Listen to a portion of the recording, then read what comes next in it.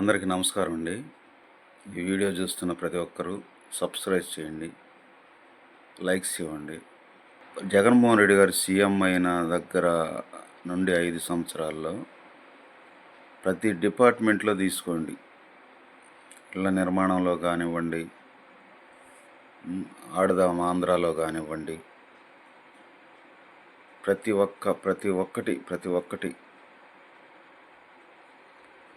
ఎన్నో అడ్డంకులు, ఎన్నో ఇబ్బందులు దాంట్లో సృష్టించినా కానీ వాటన్నిటిని దాటుకుంటూ ఆరోగ్యశ్రీ ఉందండి. పేదవాడికి ఆరోగ్యశ్రీ అంటే అసలు మామూలు విషయం కాదు.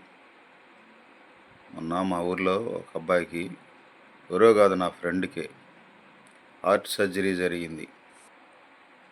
అతను ఖర్చుల నిమిత్తం ఒక 70,000 రూపాయలు సొంత డబ్బులు తను పెట్టుకున్నాడు.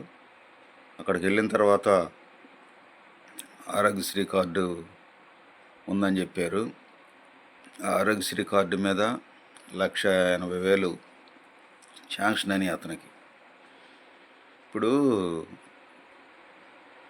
రెక్కల కష్టం చేసుకునే పేదవారికి ఇప్పుడు ఏడు నీళ్ళకి సన్నీళ్ళు తోడండి. ఇప్పుడు అచ్చంగా మనం భారం అంతా మోసేదానికను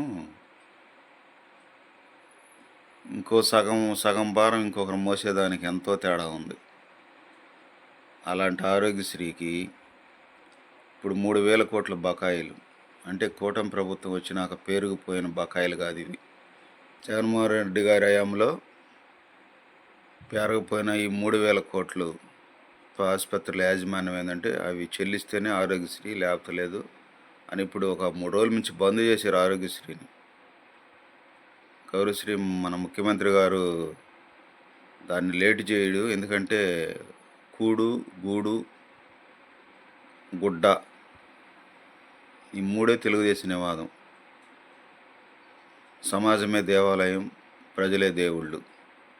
ప్రజల కోసం పాటుపడే పార్టీ, ప్రజల కోసం పెట్టబడిన పార్టీ.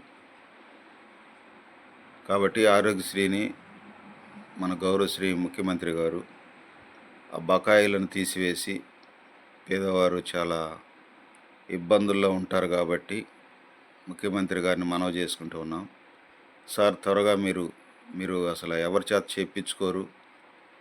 మీరు ప్రజా సంరక్షణ గురించి మీరు ఆలోచిస్తారు కాబట్టి ఈ ఆరోగ్యశ్రీని మీరు త్వరగా ఆ బకాయిలో ఇబ్బంది లేకుండా, పేదవారు ఇబ్బంది పడకుండా మీరు త్వరగా దాన్ని క్లియర్ చేయాలని మీకు మనవి చేసుకుంటున్నాం సార్.